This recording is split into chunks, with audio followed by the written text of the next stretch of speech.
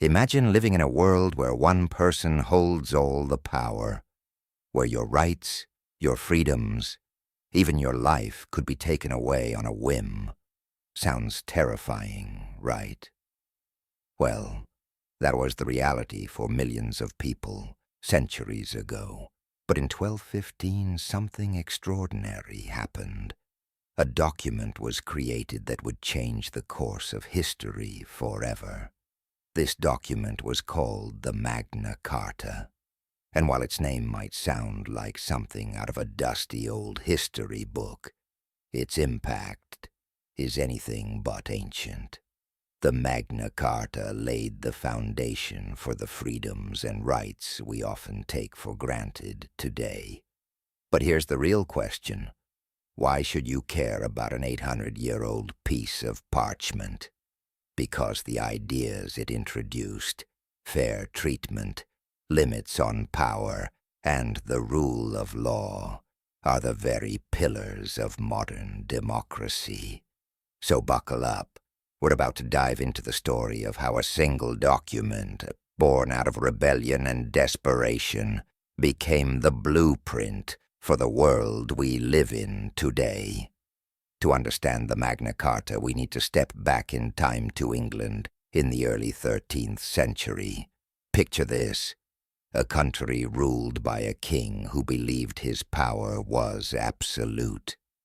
A king who could raise taxes whenever he wanted, imprison people without reason, and make decisions that affected everyone, without asking anyone. That king was King John. And let's just say, he wasn't exactly the most popular guy in the kingdom. His reign was marked by constant wars, heavy taxes, and a series of military failures, especially in France, where England lost a lot of its territory. The people were fed up. The barons, the powerful nobles of the time, were furious. They were tired of being squeezed dry to fund King John's expensive and often disastrous campaigns. But it wasn't just about money. It was about power. King John's arbitrary decisions and abuse of authority had pushed the barons to their breaking point. They wanted guarantees, rules that would limit the king's power and protect their own rights. Tensions reached a boiling point in 1215. The barons rebelled. They marched on London, capturing the city and forcing King John to the negotiating table. And that's where the Magna Carta comes in. It wasn't just a document. It was a peace treaty, a desperate attempt to prevent all-out civil war. But here's the twist. The Magna Carta wasn't just about protecting the barons. It planted the seeds for something much bigger, an idea that would echo through history. The idea that no one, not even a king, is above the law. So what exactly was in the Magna Carta? Let's break it down. At its core, the Magna Carta was a list of 63 clauses, basically a set of rules and promises meant to address the grievances of the barons and, to some extent, the wider population. One of the most famous clauses is Clause 39, which states, "No free man shall be seized or imprisoned, or stripped of his rights or possessions, or outlawed or exiled, except by the lawful judgment of his equals or by the law of the land." Sounds familiar, right?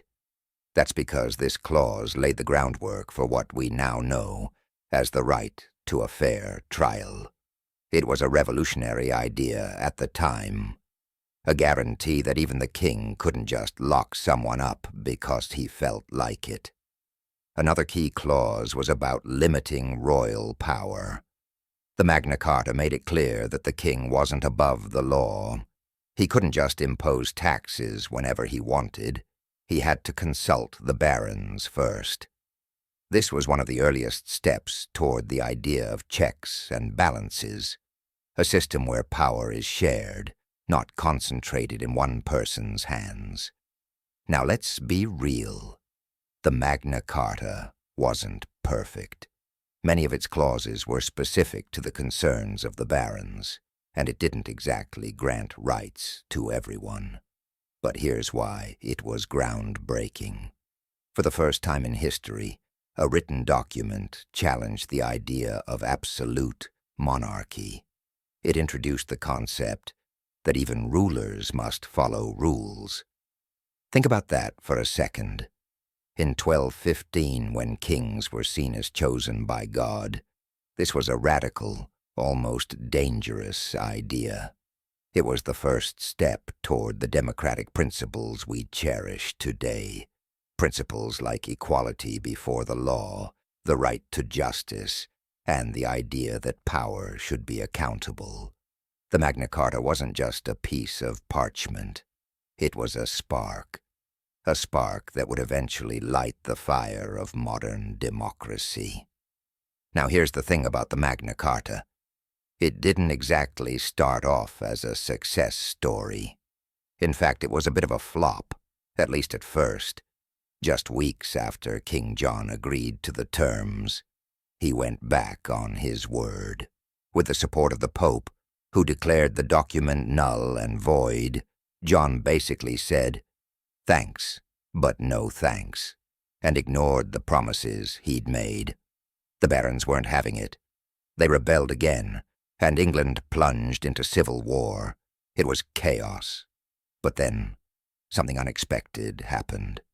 King John died in 1216. His son, Henry III, was just a boy, and his advisors knew they needed to stabilize the kingdom. So they did something clever. They reissued the Magna Carta.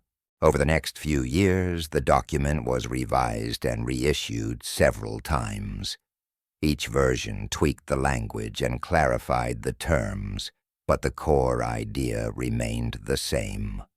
The king's power had limits. By the time Henry III came of age, the Magna Carta had become more than just a peace treaty. It was a symbol of the idea that power should be balanced, and that even a king had to play by the rules. So, while the Magna Carta might have started as a failure, it didn't stay that way. It was given a second life, and that second life would go on to shape the course of history. Here's where the story of the Magna Carta gets really interesting. While it may have started as a solution to a 13th century political crisis, its influence didn't stop there. In fact, its ideas began to ripple across time and space, shaping the foundations of modern democracy. Fast forward to the 17th century. England was in turmoil again, this time with kings clashing against Parliament. The Magna Carta resurfaced as a rallying cry for those fighting against absolute monarchy. It inspired documents like the Petition of Right in 1628 and the English Bill of Rights in 1689, both of which laid the groundwork for constitutional government. But the Magna Carta's reach didn't stop at England's borders. When the American colonists were drafting the U.S. Constitution in 1787, they looked to the Magna Carta for inspiration. Its principles of limited government, due process, and the rule of law are woven into the fabric of American democracy. The Fifth Amendment, which guarantees that no person shall be deprived of life, liberty, or property without due process of law, echoes Clause 39 of the Magna Carta almost word for word, and it doesn't end there. In 1948, after the horrors of World War II, the world came together to create the Universal Declaration of Human Rights. This landmark document, which sets out the basic rights and freedoms all people are entitled to, owes a debt to the Magna Carta. The idea that everyone deserves fair treatment and protection under the law. That's a direct descendant of the principles first laid out in 1215. So what's the big takeaway? The Magna Carta wasn't just a document for its time. It was a blueprint for the future. It introduced the radical idea that power should be limited, that laws should apply to everyone, and that people have inherent rights that must be protected. In many ways, the Magna Carta is the grandfather of modern democracy. It's proof that ideas, no matter how old, can have a lasting impact.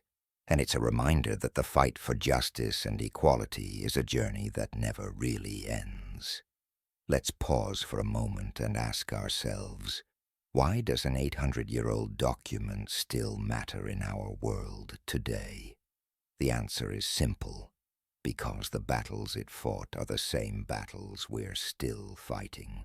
The Magna Carta was about one big idea: accountability. It was about saying, no one, not even a king, is above the law. Fast forward to today, and that idea is at the heart of so many struggles for justice and human rights. Think about it. When people march in the streets demanding fair treatment, when activists fight against corruption, or when communities stand up to oppressive systems, they're carrying forward the spirit of the Magna Carta. It's a reminder that power must always be checked, and that everyone deserves to be treated equally under the law. Take the fight for human rights. Around the world, people are still battling for basic freedoms. Freedom from discrimination, freedom from unjust imprisonment, freedom to live with dignity. These aren't new struggles. They're part of the same fight that began with the Magna Carta. And then there's the rule of law. In a world where leaders sometimes act like they're untouchable, the Magna Carta's message is more important than ever. It's a call to hold power accountable, to demand transparency, and to ensure that no one is above the rules. So, while the Magna Carta might be a relic of the past, its principles are timeless. It's not just a piece of history, it's a living, breathing idea.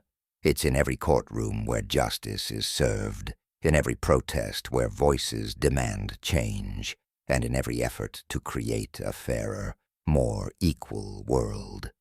The Magna Carta reminds us that the fight for rights and freedoms isn't over. It's a fight that belongs to all of us. And it's a fight worth continuing. Let's take a step back and recap what we've learned. The Magna Carta wasn't just a document. It was a revolution in thought. Born out of rebellion in 1215, it introduced the radical idea that power should have limits, that everyone deserves fair treatment, and that no one is above the law. It started as a peace treaty, failed initially, but was revived to become a symbol of justice and accountability. Its principles inspired foundational documents like the U.S. Constitution and the Universal Declaration of Human Rights, shaping the world we live in today. But here's the thing. The Magna Carta isn't just a piece of history.